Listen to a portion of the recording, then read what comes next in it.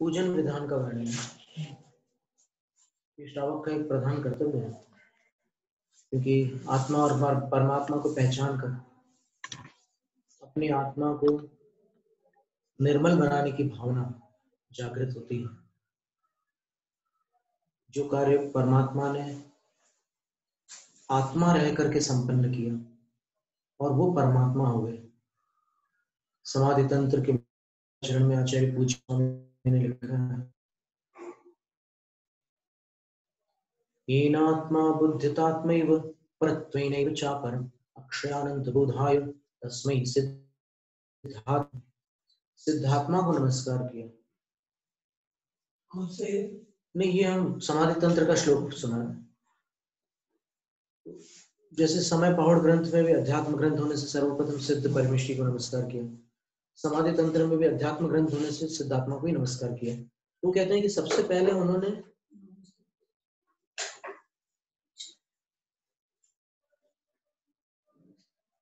आत्मा को आत्मा और अनात्मा को अनात्मा पहचान लिया। वहां से प्रारंभ हुआ और अंत सिद्धत्व में जाकर के हुआ।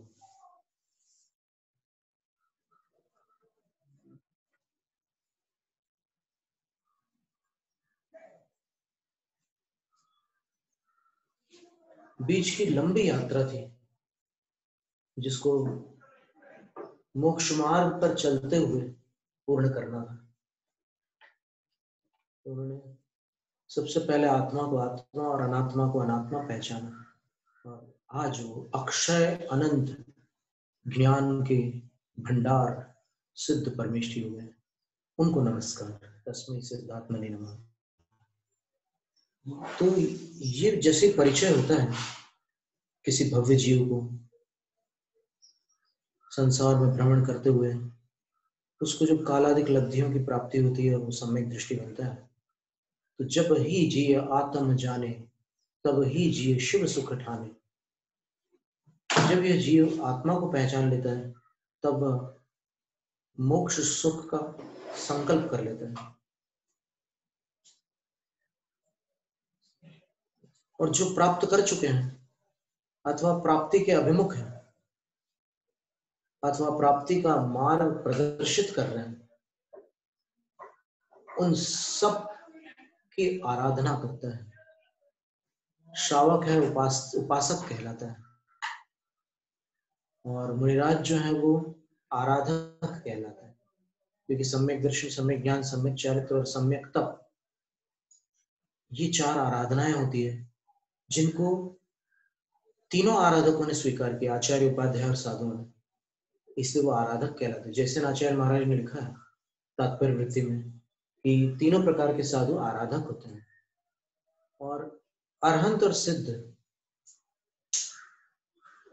चूंकि अपनी आराधना पूर्ण कर चुके हैं इसलिए वो आराध्य है। और आराधना है यही चार है, सम्यक दर्शन, सम्यक ज्ञान, सम्यक चरित्र और सम्यक तप। तो जब तक अपनी भूमिका है, एक उपासक की भूमिका है, तो फिर अपन इन सभी की उपासना करते हैं। और जिनेंद्र भगवान ने पूजन विधान में 6 को लक्षित किया है, अरहंत, सिद्ध, आचार्य, उपाध्याय, साधु और जिनागम। गौतम गणधर स्वामी ने नवदेवताओं की आराधना की,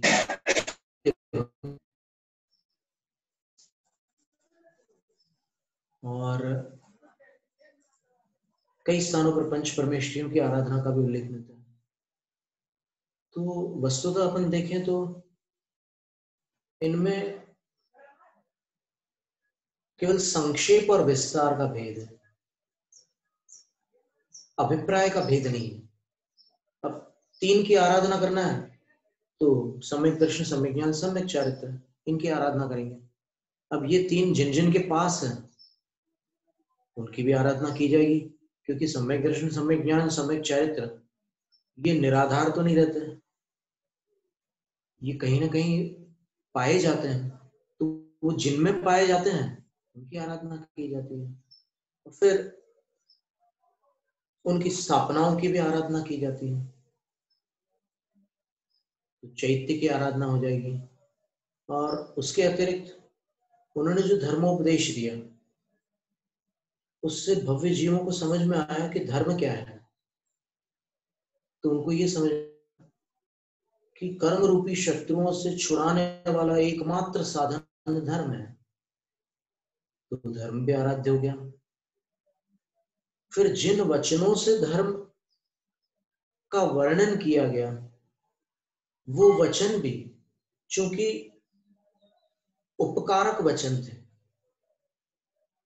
और उपकारक होने के साथ साथ पवित्र भी थे, और वो जहां से प्रकट हुए थे वो भी अत्यंत पवित्र थे, इसलिए वो जो वचन है, जिन वचन, वो भी आराध्य हो गए। फिर जहां पर चैत्य विराजमान है, वो आलय भी संसर्ग से पूजनीय हो गया। तो ऐसे देखें तो फिर पंच परमेष्ठियों को यदि पूज्य मान रहे हैं, रत्नत्रय को पूज्य मान रहे हैं, तो पांचों परमेष्ठी पूज्य हो गए। पांचों परमेष्ठियों को पूज्य मान रहे हैं तो नौ देवता पूज्य हो गए। तो उसमें कहीं कोई हानि वाली बात नहीं है। फिर जो अन्वाचयन बोलते हैं इसको, अन्वाचयन प्रवचन सार ग्रंथ में 245वीं गाथा में आचार्य कुंद स्वामी ने लिखा है कि अन्वाचयन एक प्रक्रिया होती है जिसमें श्रमण शुद्ध हो जाता। श्रमणों में सबसे पहला स्थान किनका है, यानी दीर्घंत साधुओं में सर्वप्रथम किनको गिना जाएगा, बोले शुद्धोपयोगी श्रमणों को।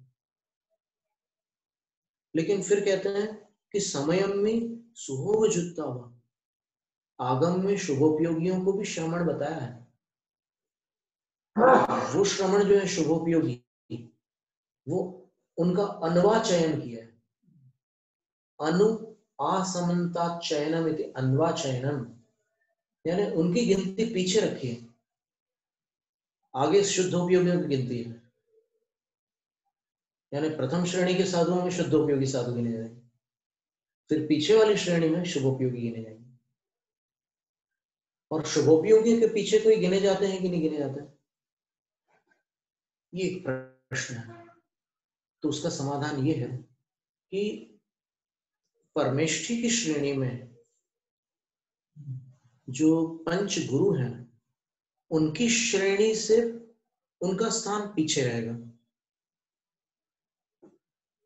वो नए विवक्षा से साक्षात परमेष्ठी की श्रेणी में नहीं आएंगे। ऐसे भी कुछ हैं साधु मार्गी। अब वो कौन है, तो बोलते हैं कि जो वो जिन संज्ञा को प्राप्त नहीं है। वैसे तो चौथे गुण स्थान से जिन का है, लेकिन यहां पर जिनको गणधर नमस्कार कर रहे हैं उनकी श्रेणी में वो नहीं आ रहे हैं। वो गणधरों के आशीर्वाद के पात्र हैं, लेकिन गणधरों के नमस्कार के पात्र नहीं है। तो उसमें क्या कहा उन्होंने, तो बोलते हैं कि जिण सद्दाणुवत्ती दो नासज ना संजद संजदा संजद ग्रहणम।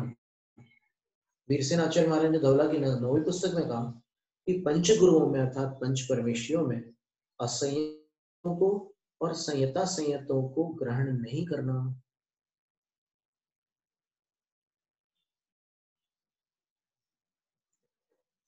चलो ठीक है, ये बात उनके वचन है, आगम के वचन है, धवला के वचन है, अत्यंत श्रद्धा पूर्वक स्वीकार्य है। लेकिन अन्वाचयन की पद्धति अगर अपन देखेंगे तो फिर एक बात सामने आएगी।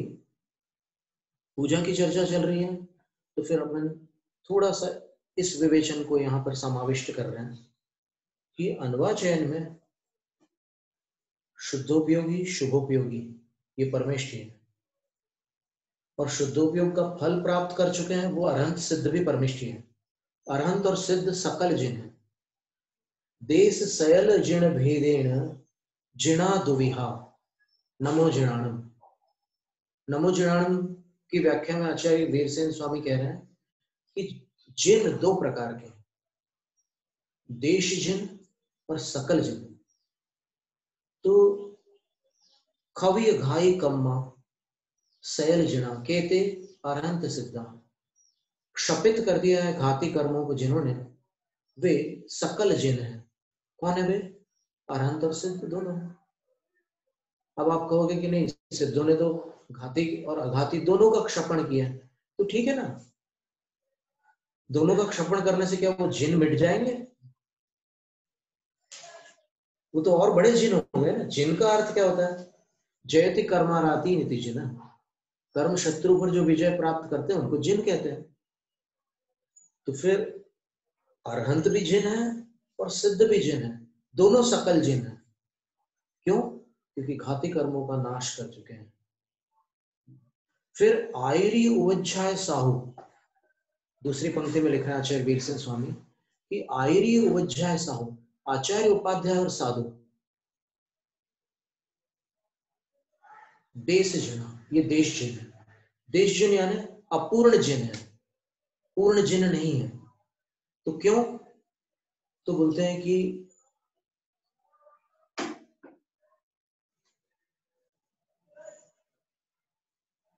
तिव्व कसाय इंद्रिय मोह विजयादो आयरी उवज्झाय साहू देश जिन। तीव्र कषायों पर उन्होंने विजय प्राप्त की। साधु आचार्य उपाध्याय साधु ने और किस पर विजय प्राप्त की है? इंद्रिय,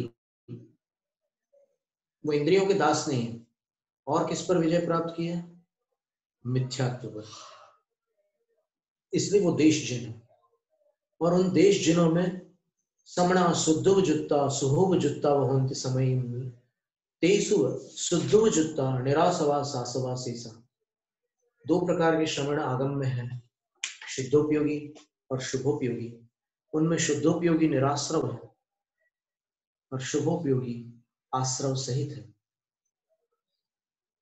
ये वर्णन था। तो अब इसमें जैसे शुद्धोपयोगी के पीछे की गिनती में शुभोपयोगी आया, असाधु की गिनती में नहीं आया, उसी प्रकार जो निर्ग्रंथ श्रवण है, आचार्य कुंदकुंद स्वामी ने लिंगी शब्द का प्रयोग केवल दिगंबर मुनि के लिए नहीं किया। और लिंगी का अर्थ साधु होता है। लिंग का अर्थ धर्मध्वज। प्रवचन सार की 172वीं गाथा की टीका में आचार्य अमृतचंद्र सूर्य ने लिखा है कि लिंग का अर्थ धर्म की ध्वजा। और उस लिंग को आचार्य कुंदकुंद स्वामी ने उस लिंग के 3 भेद बताए। तो तीनों लिंग धर्म की ध्वजाएं हैं। कौन से 3 लिंग? एक तो निर्ग्रंथ दिगंबर मुद्रा, जिनेन्द्र भगवान की मुद्रा। दूसरी उत्कृष्ट श्रावकों की मुद्रा। और तीसरी अवरस्थित आर्यिका क्षलिका की मुद्रा। वैसे 4 भेद भी किए उन्होंने। पयढ़ही सेवही चौविह लिंगम, भाव पावड़ की 109वीं गाथा में आचार्य कुंदकुंद स्वामी ने लिखा कि 4 प्रकार की मुद्राओं का सेवन करो। आत्मकल्याण करना चाहते हो तो बिना दीक्षा के आत्मकल्याण नहीं होगा। 4 प्रकार की दीक्षा मुद्राओं का सेवन करो। लिंग शब्द का प्रयोग है वहां पर।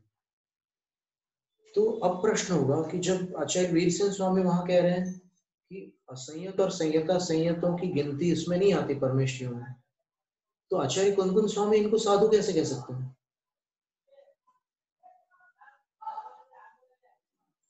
भले ही 11वीं प्रतिमा को गृहस्थ मुनि कहा, वहां पर गृहस्थ घर पर रहने वाले मुनि, वो संगस्थी है क्षुल्लक, लेकिन गृहस्थ मुनि क्यों कह रहे हैं? क्योंकि अभी आवरण है। लेकिन फिर भी मुनि शब्द जुड़ा हुआ है, अन्यथा क्षुल्लक शब्द बन ही नहीं सकता। क्षुल्लक शब्द उत्कृष्ट शब्द का विरोधी शब्द है। 11वीं प्रतिमा का जो वर्णन है रत्नकरण श्रावकाचार्य में, वहां पर आचार्य महाराज ने लिखा है उत्कृष्ट श्रावक। और फिर इधर क्षुल्लक शब्द भी उन्हीं के लिए लगा रहे हैं। तो उत्कृष्ट जो है वो क्षुल्लक नहीं हो सकता और जो क्षुल्लक है वो उत्कृष्ट नहीं हो सकता।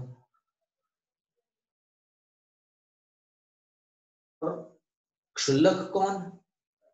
तो उत्कृष्ट जो है वो श्रावक, उत्कृष्ट श्रावक, और क्षुल्लक क्या विशेषण है ना, उत्कृष्ट और क्षुल्लक, क्षुल्लक का अर्थ छोटा, तो ये दोनों विशेषण है। तो विशेषण के लिए विशेष्य आवश्यक, मुनि से छोटा श्रावक से बड़ा। बिल्कुल, श्रावकों में उत्कृष्ट है और मुनियों में क्षुल्लक है। तो उनको आप सर्वथा असाधु नहीं कह सकते और सर्वथा अश्रावक भी नहीं कह सकते। वो 11वां पद ही श्रावकों का ऐसा पद है जिसको वानप्रस्थ कहा है। 11वीं प्रतिमा को वानप्रस्थ कहा है। होता है 4 आश्रम होते हैं, ब्रह्मचर्य आश्रम, गृहस्थ आश्रम, वानप्रस्थ आश्रम और संन्यास आश्रम। संन्यास आश्रम में निर्बंध मुनिराज है और वानप्रस्थ आश्रम में नहीं, ये क्षुल्लक। वो अनुव्रति में भी तो पीछे रहने वाले बहुत सारे हैं ना। अभी 10 प्रतिमा तक तो घर का त्याग नहीं है ना, आगम से। कोई अपने संकल्प से त्याग करे वो उसका व्यक्तिगत हो गया, लेकिन आगम से तो घर का त्याग नहीं है 10 प्रतिमा तक। तो 11वीं प्रतिमा में वानप्रस्थ हो जाता है। तो वानप्रस्थ को आप गृहस्थ नहीं कह सकते। मैं 9वीं प्रतिमा में घर त्याग नहीं है, लेकिन 10वीं प्रतिमा में कोई करता है, कोई नहीं करता। 10वीं कोई रहता, वो कोई निमंत्रण दे दिया तो तुम्हारे कमरा अलग रखते हैं उसमें, वो सब ठीक है, नियामक नहीं हुआ ना, नियामक नहीं हुआ तो वो संगस्थ नहीं कहलाएंगे। संगस्थ वही कहलाएंगे जिन्होंने घर का हमेशा के लिए त्याग करके संघ में दीक्षा ली। अपन ने पढ़ा था क्षुल्लक दीक्षा के बारे में। दीक्षा के जो नक्षत्रों वाला एक काव्य था,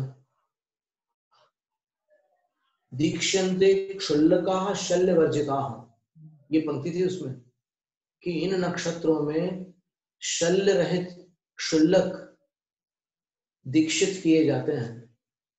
तो क्षुल्लक की कोई सामान्य विधि नहीं है, एक दीक्षा विधि है, उसके बिना क्षुल्लक अवस्था नहीं बनती। तो उनको शुभोपयोगी मुनियों के पीछे गिना जाएगा। आर्यिकाओं को शुभोपयोगी मुनिराजों के पीछे, फिर ये 11वीं प्रतिमाधारियों को आर्यिकाओं के पीछे।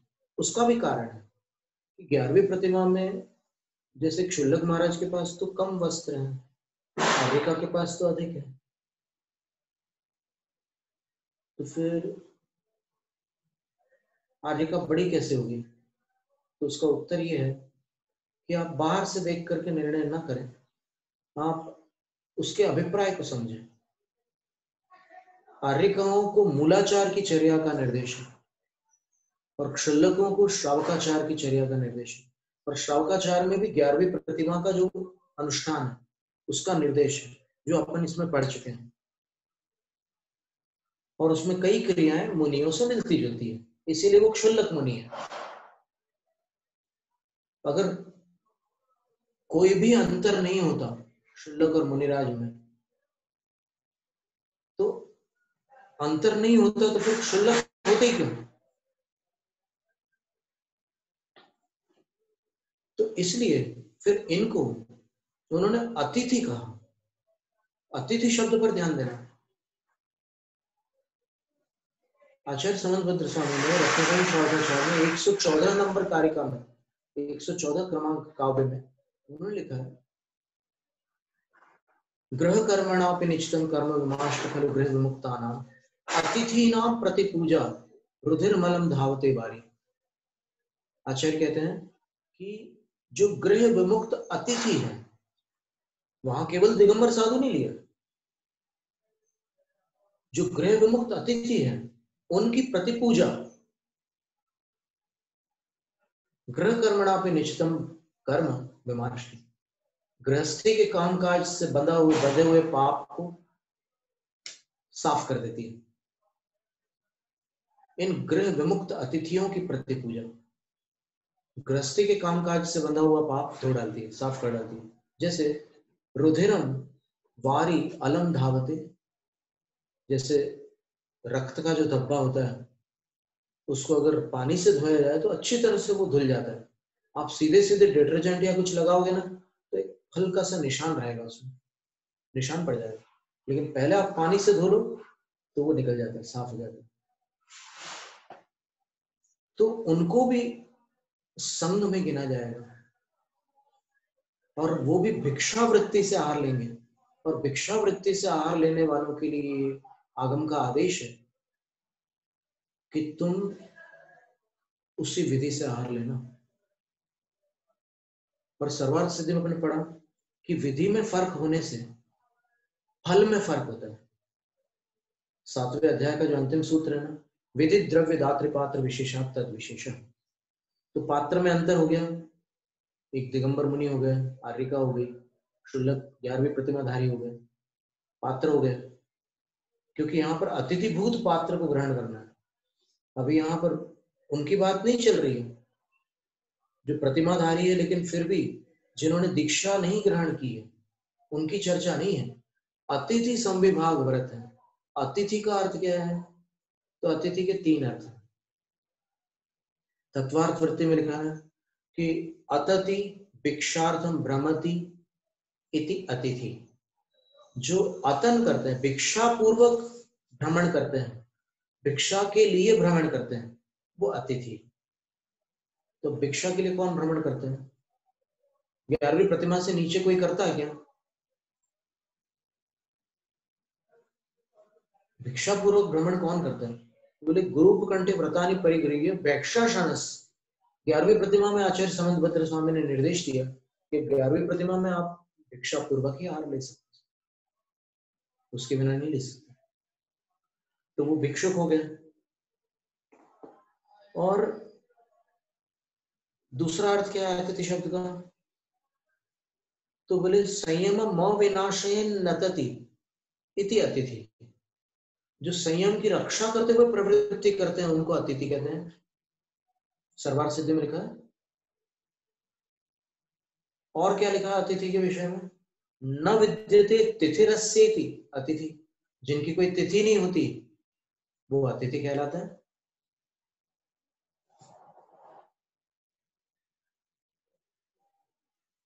तो फिर अतिथि संविभाग में जो भिक्षा विधि होती है, भिक्षा विधि, इस विधि शब्द की परिभाषा आप देख लीजिए क्या है। तो नवोपचार विधि को ही विधि कहा है। आप देखिए गाथा में देख लीजिए विधि शब्द की परिभाषा क्या है। पुरुषार्थ सिद्ध उपाय में विधि शब्द की परिभाषा क्या है? तो बोलते हैं कि संग्रह मुच्च स्थान पादोदक मर्चनं च प्रणमंच वाक्काय मन शुद्धि प्रेषण शुद्धिश्च विधिमाहु।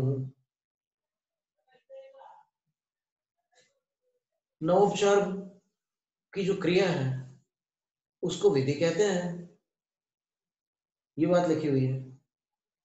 और यहां पर भी अपन ने पढ़ा था वसुंधरा श्राव का चार में कि वो 9 पुण्य 9 पवित्र प्रवृत्तियों का नाम ही विधि है। तो उस विधि से ही तिव्यपत्तस्य दायव्यो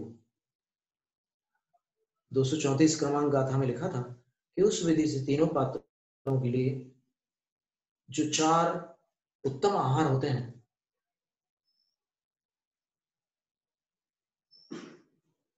अशन पान स्वाद्य, ऐसे जो भेद होता है ना आहार के, तो चारों प्रकार के उत्तम आहार आचार्य कह रहे हैं पुवुत नव विहाणे ही तिविह पत्तस्य दायव्यो। पूर्वोक्त 9 विधि पूर्वक त्रिविध पात्रों को देना। त्रिविध पात्र कौन है? अकेले साधु तो नहीं है ना। त्रिविध पात्र में दिगंबर मुनि भी आ जाएंगे, आर्यिका भी आ जाएंगी और 11 प्रतिमाधारी भी आ जाएंगे, क्योंकि अतिथि संविभाग का वर्णन है।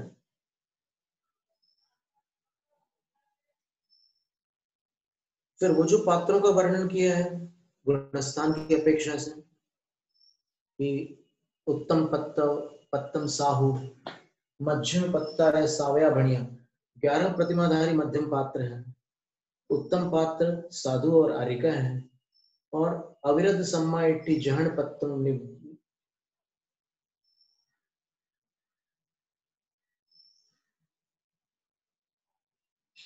अविरत सम्यक दृष्टि जगन्य पात्र है, वो एक विभाजन था।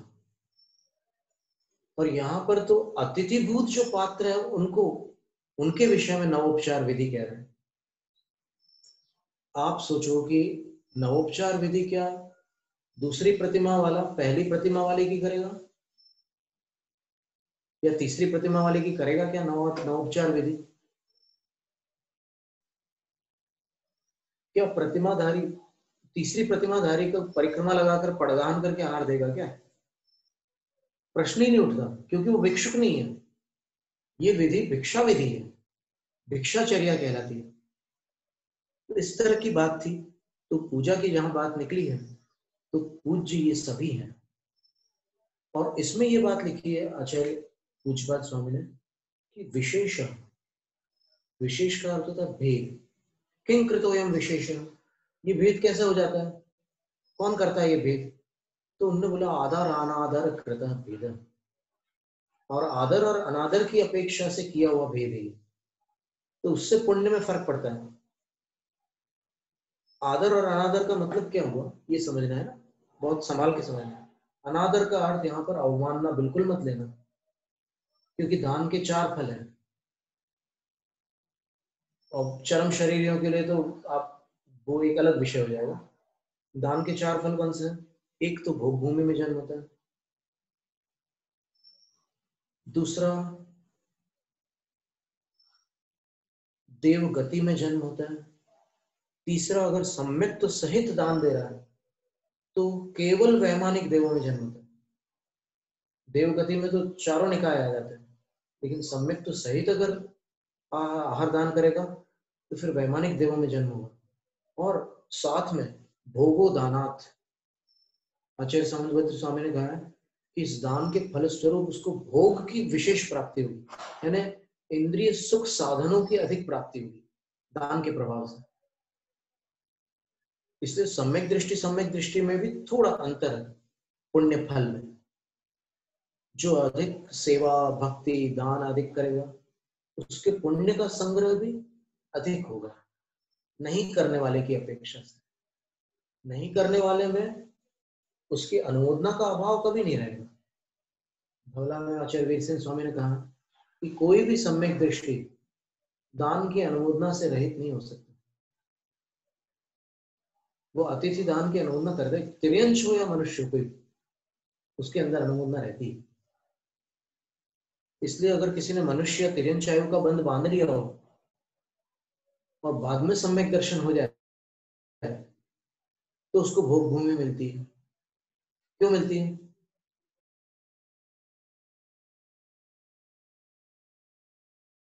दान से भोग।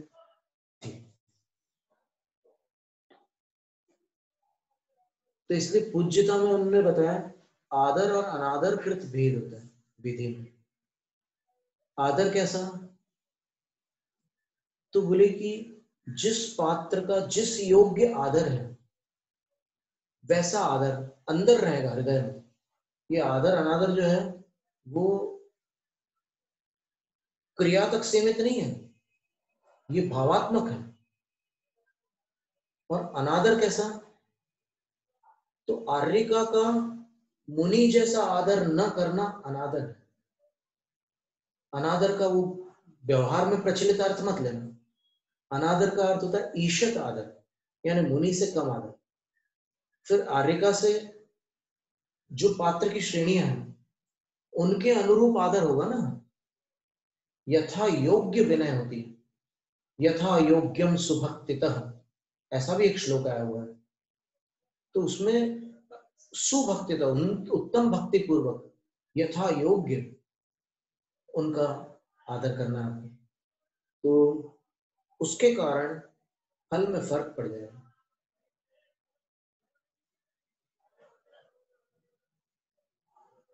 जघन्य पात्र को आहार देने वाला जघन्य भोग भूमि जाता है, मध्यम को देने वाला मध्यम भोग भूमि, उत्तम को देने वाला उत्तम भोग भूमि, अनुमोदना करने वाला भी। और सम्यक दृष्टियों का तो फिर कहने की। ऐसी चर्चा थी। तो अभी अपन ने कुछ द्रव्यों का वर्णन सुना है, अपन नैवेद्य तक पहुंच चुके हैं। अब दीप धूप और फल है। देखिए कितना वर्णन किया आचार्य महाराज ने सुंदर ढंग से। दीवी हिणीय पहोहा मियक्कते धूमरयी मंदम चल मंदानिल वसे नच्चंत अच्छी घनपडल कम्मव निवहव वदूर मव सारी अंधयारी जिन चरण कमल पुरो कुणिचरणम सुभक्ति निय पहा पहोह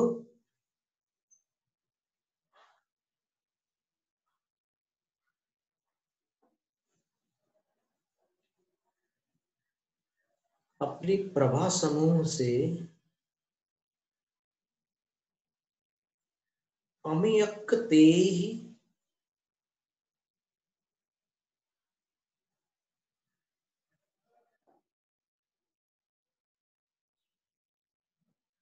अभी ये समझ लीजिए, एक सूर्य है, एक दीपक है और एक जिनेंद्र है।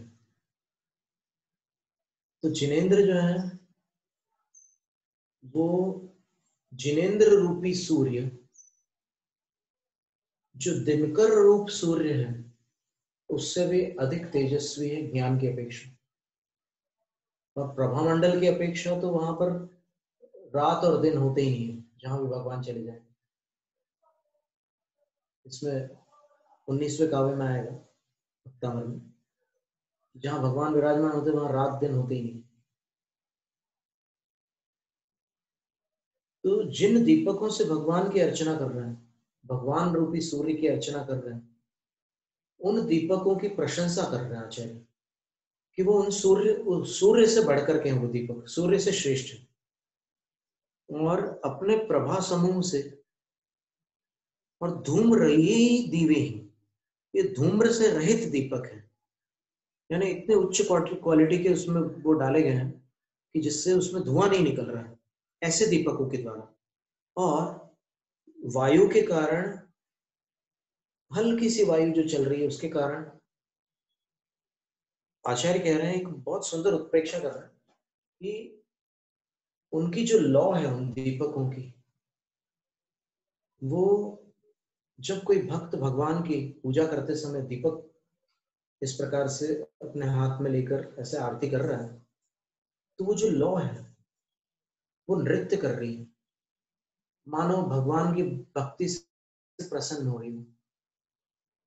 और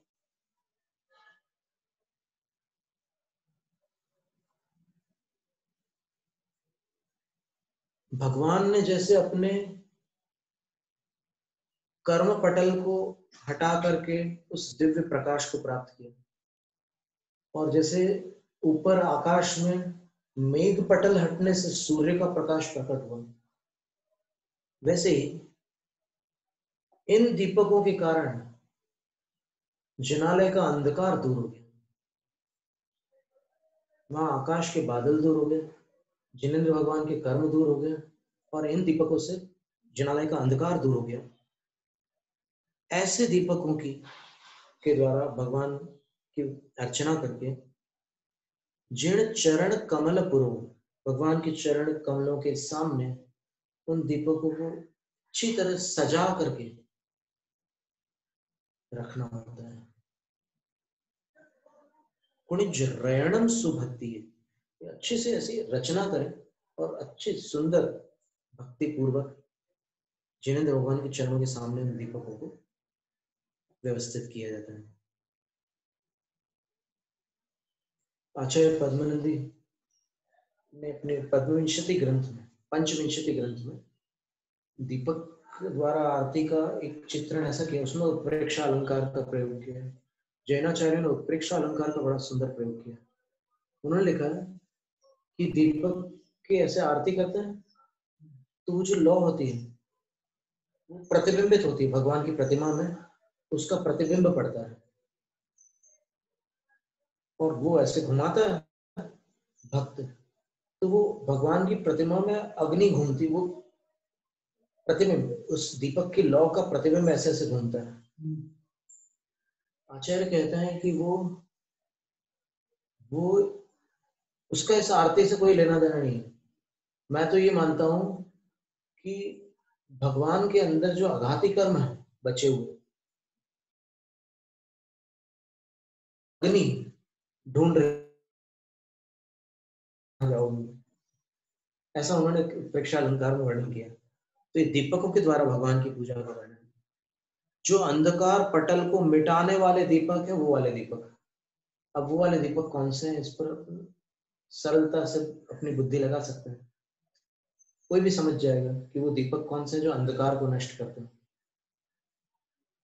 अब कुछ लोग कहते हैं कि जो एक टॉर्च वाली आरती आती है ना, उसमें टंगस्टन की फिलामेंट ऐसी रहती है कि वो ऐसे दीपक की लौ जैसी दिखती, फ्लिकर करती है, टिमटिमाती है। बोले कि देखो, इसमें हिंसा नहीं होती, वो असली दीपक जो होता है उसमें हिंसा होती है। तो अभी ये जो बुद्धि लगा रहे हैं ना अपन, विवेक लगा रहे हैं, हिंसा हिंसा, इसको लगाने का स्थान जो है, वो इसको लगाने का जो क्षेत्र है वो गलत चुन लिया है। भगवान की भक्ति में ये विवेक लगाना आगम सम्मत नहीं। भगवान की भक्ति में तो आगम में जो क्रिया बताई है उसको स्वीकार करके आदेश रूप मान करके वैसी क्रिया करना ही। अब सोचने की बात है कि उस दीपक में इतनी हिंसा हो रही है, तो आप जो भोजन कर रहे हो वो भोजन कैसे बना है? मंदिर में हिंसा से दिख रही तो तो देखो, इसमें एक बात आ रही है, सामने वाला ये कहता है कि नहीं, धर्म में हिंसा नहीं होनी चाहिए। भोजन कोई धर्म क्रिया नहीं है, लेकिन ये पूजन तो धर्म क्रिया है, तो धर्म क्रिया में हिंसा नहीं होनी चाहिए। तो फिर प्रश्न ये है कि रात्रि भोजन का त्याग क्यों किया? धर्म नहीं हो, धर्म नहीं था ना, भोजन करना धर्म नहीं था, तो फिर आपने दिन में भोजन करने का संकल्प क्यों किया? हिंसा से बचने के लिए। रात्रि भोजन के त्याग का उद्देश्य कुछ और है क्या? किसी का ये उद्देश्य भी हो सकता है कि हम स्वस्थ रहें, लेकिन शास्त्रों में क्या उद्देश्य बताया? रात्रि भोजन में हिंसा होती है, साफ साफ लिखा है, साफ साफ लिखा है, रात्रो भुंजानाना, रात्रि में भोजन करने वाले। गृहस्थ की सारी क्रिया बिना धर्म के होती नहीं है। गृहस्थ घर की क्रिया होती है, बिना धार्मिक क्रिया से क्रिया हो ही नहीं सकती। एक बात अपने हम एक अलग बात बताना चाह रहे हैं। जो लोग उसको दीपक आदि द्रव्यों में जो जीव विराधना हो रही है उसको हिंसा कहना चाह रहे हैं, उनको हम बताना चाह रहे हैं कि हिंसा अपने कषाय के आवेश बिना नहीं होती। जैन शास्त्रों में पूजा करने वाला कषाय के आवेश से कर रहा है क्या? ये सोचो आप, पूजा करने वाला कषाय के आवेश से कर रहा है क्या? और अगर आप वो दीपक उसको निकाल दो थाली से, चलो आपने बहुत सारे द्रव्य तो निकाल ही दिए, पिछले कुछ शताब्दियों से कितने द्रव्य निकल चुके हैं थाली से। अब उन द्रव्यों को हटाने पर हानि हो रही है या लाभ हो रहा है, ये एक विचारणीय प्रश्न है। जिन्होंने हटाया उनको तो लग रहा है कि बहुत अच्छा किया हमने, अब हम इतने दोष से बच गए, ठीक है ना। तो अभी अपन देखते हैं कि हटाने से कौन से दोष लगने लगे, उस पर एक बार दृष्टिपात करते हैं।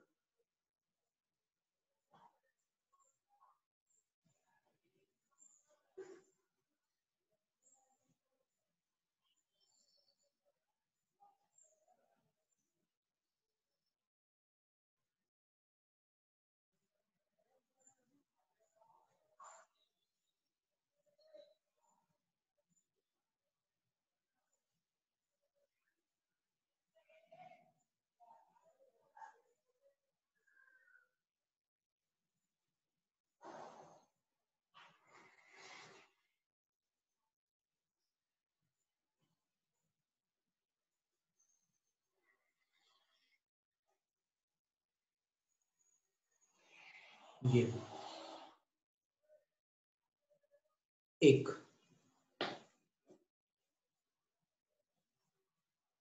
अगर दोष का त्याग करना हो तो त्याग की प्रक्रिया क्या है? मन वचन काय और कृत कार्य अनुबंध। अगर आपने 9 कोटि से त्याग नहीं किया है तो वो त्याग नहीं है, ये स्वीकार है। तो अब देखिए क्या समस्या आ रही है कि आप उस द्रव्य को न चढ़ा करके वचनों से उसी द्रव्य का नाम ले रहे हैं। तो वचन से आपने उस द्रव्य का त्याग नहीं किया, तो कर्माश्रय होगा कि नहीं होगा? दूषित द्रव्य का नाम लेकर कुछ भी चढ़ाओ आप, लेकिन नाम आपने दूषित द्रव्य का लिया है, इसलिए आपको पुण्य बंध नहीं हो सकता, पाप बंध ही होगा। तो ऐसा एक पूरा संग्रह था। एक का नाम लेकर दूसरी वस्तु को चढ़ाने से जानबूझकर असत्य बोलने का दोष लगता है। पक्की बात है। फिर भक्ति की क्रिया में कथनी करतनी का अंतर डालने से मायाचारी का दोष लगता है। तीसरी बात, जिसे देखना और छूना भी अनुचित लगता हो, पूजा की विधि में उस द्रव्य का नाम लेने से कर्म बंद होता है। फिर चौथा, धारणा में जो द्रव्य अयोग्य है उसे अन्य वस्तु में कल्पित करने से अशुभ संकल्प का दोष लगता है। जैसे आपको पुष्प अयोग्य लग रहा है तो आप किसी और में पुष्प को कल्पित कर रहे हैं, स्थापित कर रहे हैं, तो फिर वो स्थापना तो निर्दोष कैसे हो सकती है? दूषित वस्तु को आपने किसी अन्य वस्तु में स्थापित किया तो वो स्थापना निर्दोष कहां से हो जाएगी? जैसे राजा यशोधर ने चंद्रमती माता के कहने से क्या किया था? मुर्गे की बलि चढ़ाने को तैयार ही नहीं था। तो फिर उसने माँ ने ये सुझाव दिया कि चल ठीक है, तू निर्जीव मुर्गा चढ़ा देना, आटे से बनवा देंगे। तो फिर उसने राजा को उतना ज्यादा सोचा नहीं, उसने बोला कि ठीक है, ये मैं करने को तैयार हूं। लेकिन उसका फल क्या निकला? 6 बार तिर्यंच गति मिली और 6 भवों में असहनीय क्लेश भोगने पड़े। और जब 7वां भव हुआ उनका अभय रुचि मनुष्य पर्याय में वापस 7वां भव हुआ, तब जाति स्मरण से वो एकदम घबरा गए और वो माँ जो थी उनकी बहन बन जाती। ये तो संसार एक नाटक है, अलग अलग रोल हो जाते हैं सबके, भाव बदलते ही सब। तो वो माँ बहन बन जाती उसकी, अभयमती। और दोनों छोटी उम्र में गुरु के पास जाकर कहते हैं कि गुरुदेव, हमें सब अपना पिछला जन्म दिख गया, आप हमें दीक्षा दो। तो उनको एकदम छोटी उम्र में गुरु महाराज क्षुल्लक और क्षुल्लिका बना देते और अष्टमी चतुर्दशी का उपवास करने नहीं देते। वो बोले कि तुम लोग बहुत कोमल हो, नहीं करो। तो यदि आटे का मुर्गा चढ़ाने से 6 जन्मों तक अवर्णनीय क्लेश प्राप्त होते हैं, तो फिर जिस वस्तु को आपने दूषित माना, हिंसक माना, जिसको आप छूना नहीं चाहते, जो वस्तु किसी अन्य थाली में दिखे तो आप ऐसे मुंह फेर लेते हैं, उसकी आप स्थापना कर रहे हो और ये समझ रहे हो कि हम पाप से बच गए, तो आप जैन धर्म को नहीं समझे। तो ये कह रहे हैं कि अन्य वस्तु में कल्पित करने से अशुभ संकल्प का दोष लगेगा। फिर 5वां दोष क्या है? तो पूजा की मूल सामग्री उपलब्ध होने पर भी उसकी अन्य में स्थापना करने से अनर्थ दंड का दोष लगेगा।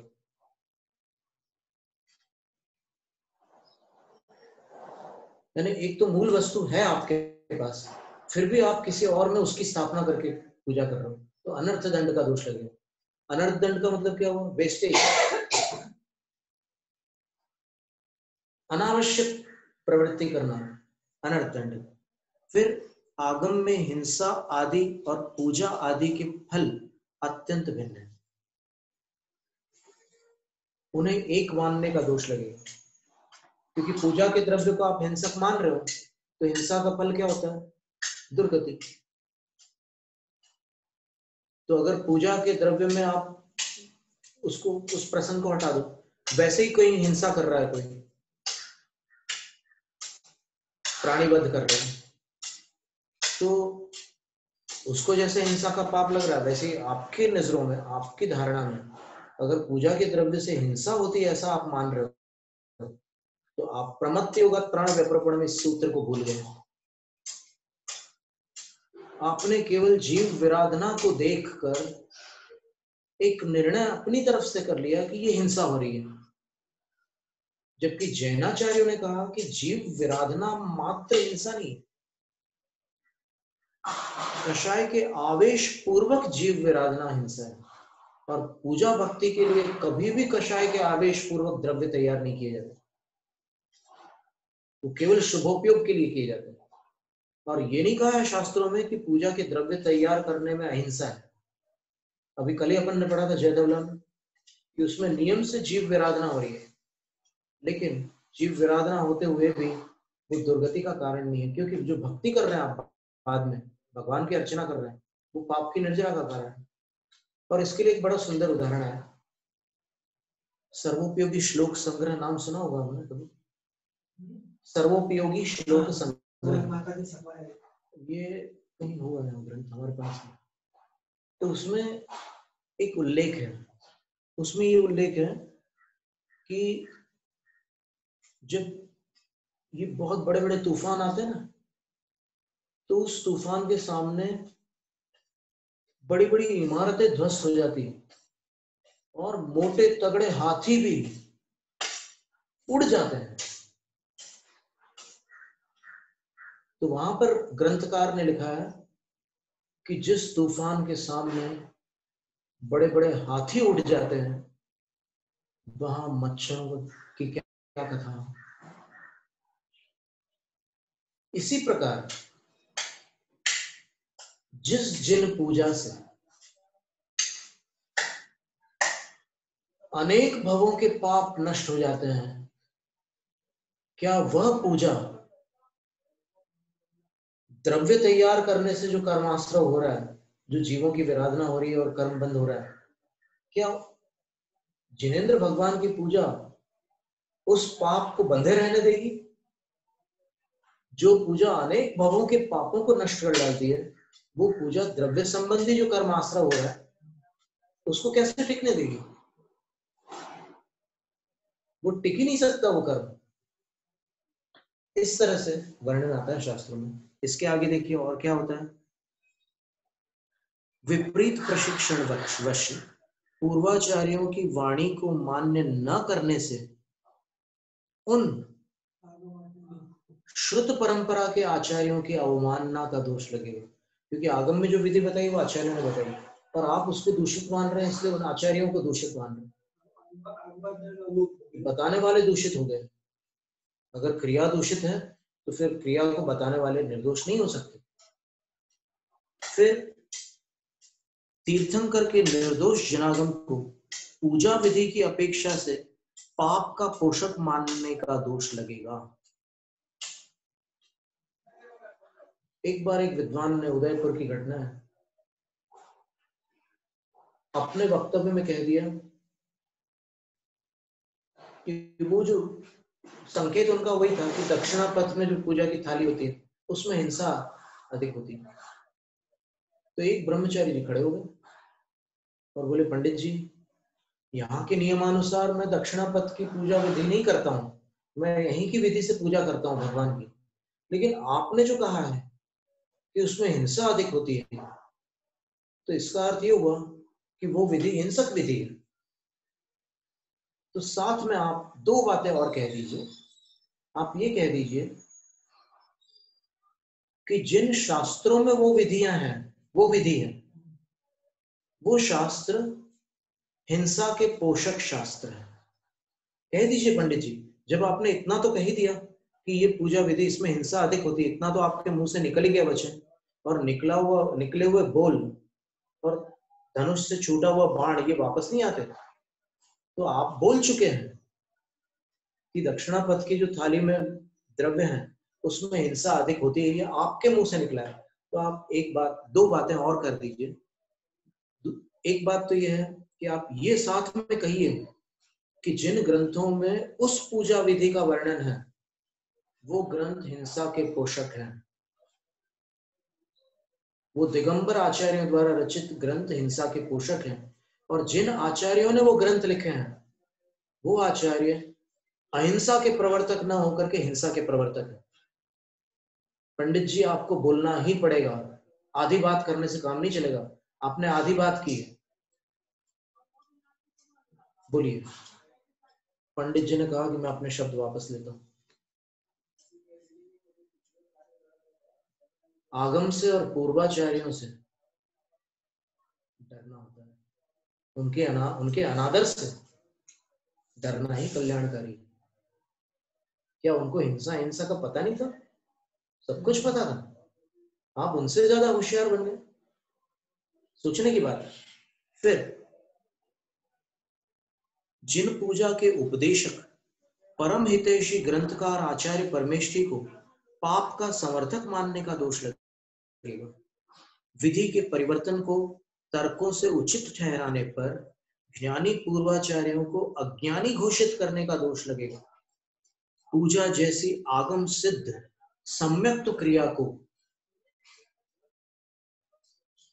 हिंसक मानने से पाप क्रिया मानने का दोष लगेगा। हिंसक कहोगे तो कौन क्या पाप क्रिया हो जाएगी ना? तो पूजा कौन सी क्रिया है? 25 क्रियाओं में पूजा कौन सी क्रिया थी? सम्यक्त क्रिया थी। अपन ने तत्वार्थ सूत्र के 6ठे अध्याय में पढ़ा ना कि जिन पूजा क्या है? सम्यक्त क्रिया है। तो सम्यक्त क्रिया को पाप क्रिया मानने का पाप लगेगा, और इस धारणा के प्रवर्तन से मिथ्या मत की स्थापना का भी दोष लगेगा, क्योंकि आगम मत नहीं है, जो आगम मत नहीं है वो मिथ्या मत हो गया।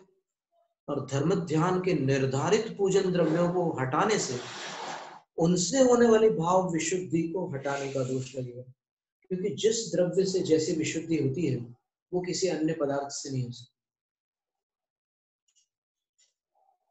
आप स्वयं कल्पना करिए कि जब आप आहार दान देते हैं तो गुरु की अंजलि में रोटी डालते समय जो आपके अंदर भाव आते हैं वो पानी डालते समय आते हैं क्या?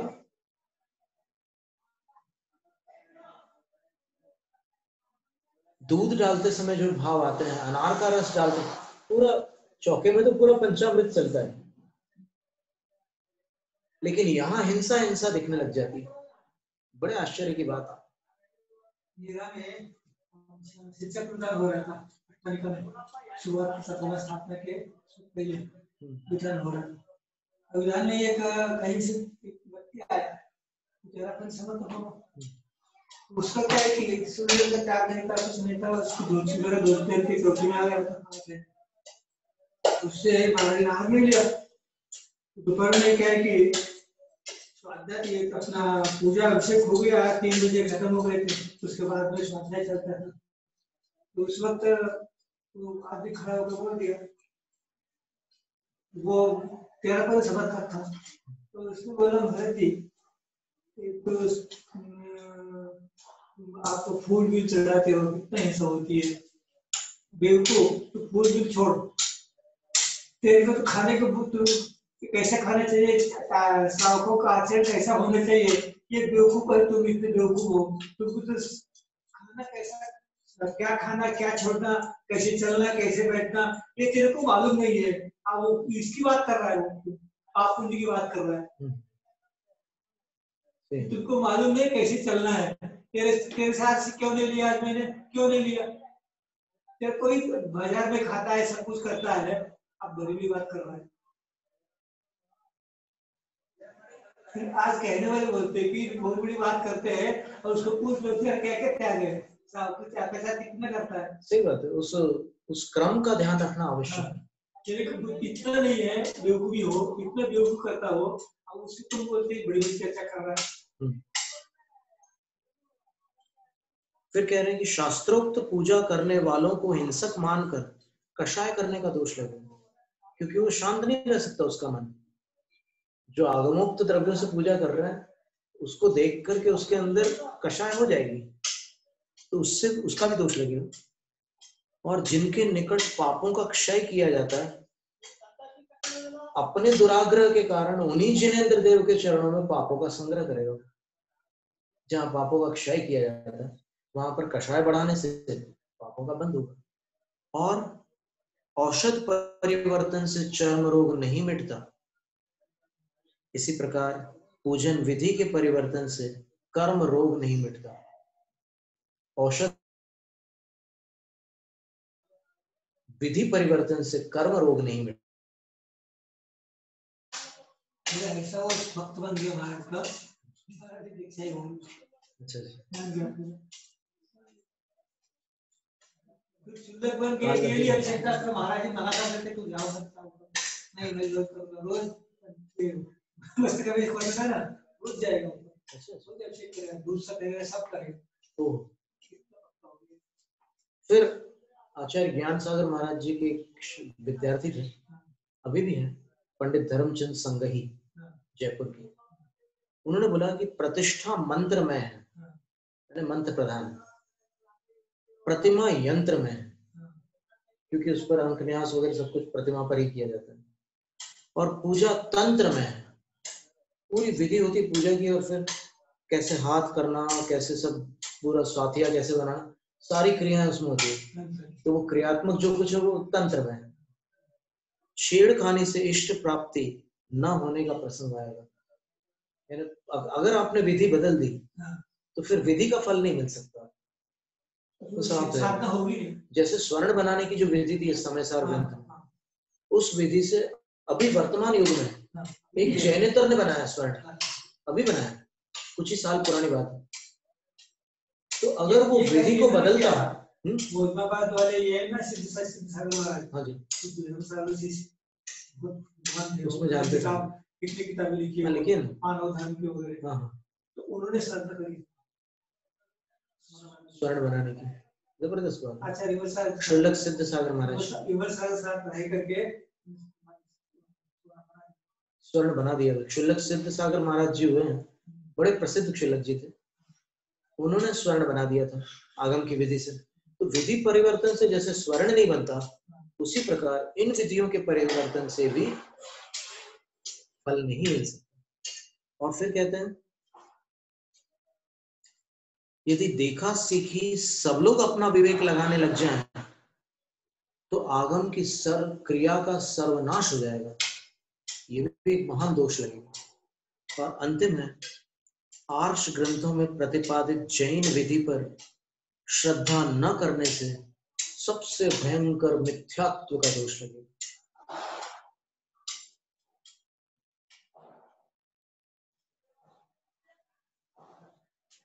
अब वहां पर एक हाई कोर्ट का जो डिसीजन आया उसमें ये बताया कि आचार्य कुंदकुंद स्वामी ने कहीं भी अभिषेक का वर्णन नहीं किया, चारित्र पाहुड़ ग्रंथ में अभिषेक का वर्णन नहीं किया। क्या बात है, चारित्र पाहुड़ में अभिषेक का वर्णन नहीं किया, तो इसका अर्थ कि आचार्य कुंदकुंद स्वामी अभिषेक के समर्थक नहीं थे, ये अभिप्राय निकाला जा रहा है। तो कोई खड़ा नहीं हुआ, कोई क्या करेगा, वो तो वहां तो सब काम हो चुका था, हाई कोर्ट ने अपना फैसला दे दिया। अब हम उनसे पूछ रहे हैं, जो लोग कह रहे हैं ना कि आचार्य कुंदकुंद स्वामी ने चारित्र पाहुड़ में अभिषेक का वर्णन नहीं किया, आचार्य समंतभद्र स्वामी ने रत्नगण शावकाचार्य में अभिषेक का वर्णन नहीं किया, आचार्य अमृतचंद सूरी ने पुरुषार्थ सिद्धिपाय में अभिषेक का वर्णन नहीं किया, इसलिए अभिषेक का दिगंबर आमनाय में महत्व नहीं है। अभिषेक एक गौण क्रिया है। हम लोग तो इसका समाधान ये है कि आचार्य कुंदकुंद स्वामी ने नंदीश्वर भक्ति में, परिनिर्वाण भक्ति में, चैत्य भक्ति में वर्णन क्यों किया अभिषेक का? अगर अभिषेक महत्वहीन क्रिया है, महत्वपूर्ण क्रिया नहीं है, तो फिर आचार्य कुंदकुंद स्वामी ने तीन भक्तियों में अभिषेक का वर्णन क्यों किया? आचार्य पूज्यपाद स्वामी ने नंदीश्वर भक्ति में अभिषेक का वर्णन क्यों किया?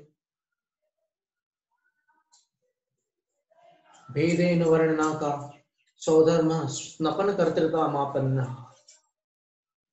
अप्सरसो नर्तक्य शेष सुरास्तत्र लोकना कोई था नहीं। 300 पेज भेजे थे उनके पास, लेकिन वो सब गोलमाल हो गया पूरा काम। उन्होंने उसको गोलमाल करा। वो तो क्या कर सकते हैं, अपन सब समझते हैं, अपन सब समझते हैं न्यायालय के फैसले भी कैसे बदल दिए जाते हैं। ये विद्या उन लोगों के पास थी तो उन्होंने अपना पक्ष समर्थित करवा लिया। लेकिन ये जो जिन शासन है, जिन शासन सत्ता है ही नहीं, तो जिन शासन तो जिन शासन ही रहेगा। तो इस तरह ये जो चर्चा थी,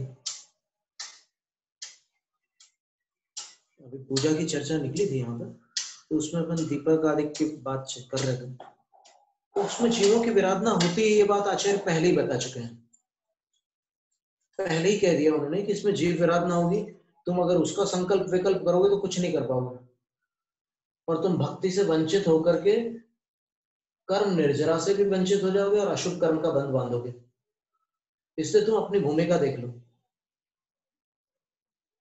जैसा हमने पहले कहा था कि त्याग के क्रम में पहले बड़े दोष का त्याग किया जाता है, फिर सूक्ष्म दोष का त्याग किया जाता है। तो अगर अग्नि में आपको दोष लग रहा है, अगर वनस्पति का एक जीवों की विराधना में आपको दोष लग रहा है, तो फिर पहले ये सोच लो कि आपने त्रस्त जीवों की हिंसा का त्याग किया है क्या? आप अणुप्रति है क्या? इतनी बड़ी बड़ी बात कर रहे हो तो पहले ये बताओ। आपका गाड़ी का त्याग है क्या? ट्रेन का त्याग क्या है? एक वर्ष में एक ड्राइवर ने बताया था हम लोगों को, कटनी में ट्रेन ड्राइवर थे, जैन थे, उन्होंने बताया कि मैं कुछ कर ही नहीं सकता। ट्रेन में जो सिग्नल होता है उसके अनुसार ही मेरे को गाड़ी चलानी पड़ती है। मैं अगर अपनी तरफ से कुछ भी करूंगा तो पीछे से टक्कर हो जाएगी कोई दूसरी गाड़ी में। उसको इतने मिनट्स और सेकंड्स का अंतराल चाहिए होता है पीछे वाली गाड़ी को, एक ही पटरी पर। तो उतने अंतराल के बाद उसको तो आना ही आना है। अगर मैंने किसी जीव को बचाने के लिए गाड़ी की स्पीड कम की और वो फुल स्पीड में आ रहा है, तो ट्रेन के एक्सीडेंट हो जाएंगे।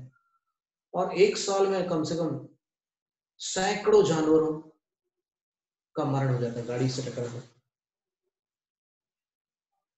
और उस गाड़ी में सफर करने वाले ये विचार क्यों नहीं करते कि हम जो यात्रा कर रहे हैं उसमें सैनी पंचेंद्रीय जीवों की हिंसा हो रही है। पूजा के थाल में सैनी पंचेंद्रीय जीवों की तो हिंसा नहीं हो रही, और यहां आपको हिंसा दिख रही है और ट्रेन का त्याग आप नहीं कर पा रहे। क्या मतलब है? क्या करुणा भी पक्षपाती होती है? फिर आपको दीपक की लौ में हिंसा दिख रही है, कितने जीव मर रहे हैं उसमें। पुष्प में हिंसा दिख रही है, लेकिन जिस अग्नि पर जल गर्म हो रहा है वो बड़ी अग्नि आपको दोषपूर्ण नहीं दिखती। और इसी प्रकार आप मंदिर आते हैं पूजा करने के लिए, तो मंदिर कैसे आते हैं? पैदल आते हो सारे के सारे? आप गाड़ी में आते हैं। आपको पता है गाड़ियों का 20% ईंधन मांस निर्यात से प्राप्त होता है।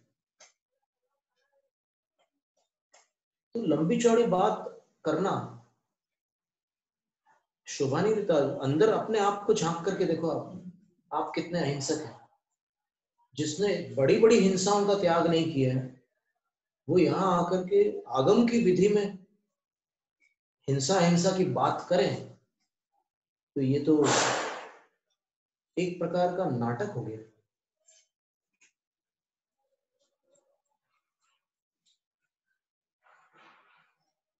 जैसे कोई किसी का खून कर दे और उसके जेब से बटुआ निकालकर वो पैसे गरीब को बांट दे।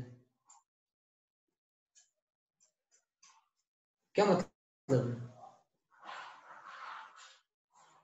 तो जैसा चरणानुयोग में उल्लेख है उसको स्वीकार करने में ही कल्याण है। और आप उनकी विशुद्धि देखो, आप जो आगम से पूजा करते हैं उनकी विशुद्धि देखो, और जो उनको आनंद आता है वो देखो। आपने तो धारणा ही बना करके रख ली है कि नहीं ये ऐसा ऐसा ऐसा। तो उस धारणा से बाहर आकर के अगर आप देखोगे तो पता चलेगा कि पूर्वाचार्यों ने जो मार्ग बताया है वही हमारे लिए कल्याणकारी है। अरे भगवान की भक्ति में अगर दोष भी लग जाए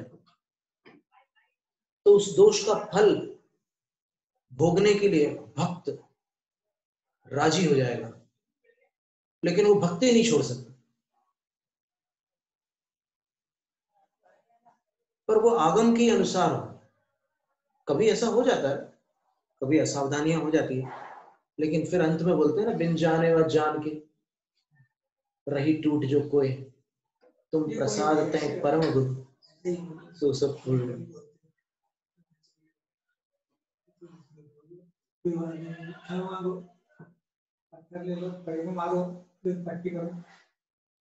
इसके बाद फिर धूप का वर्णन आएगा। आज दीप का वर्णन किया। जैनम जयतु शास्त्री।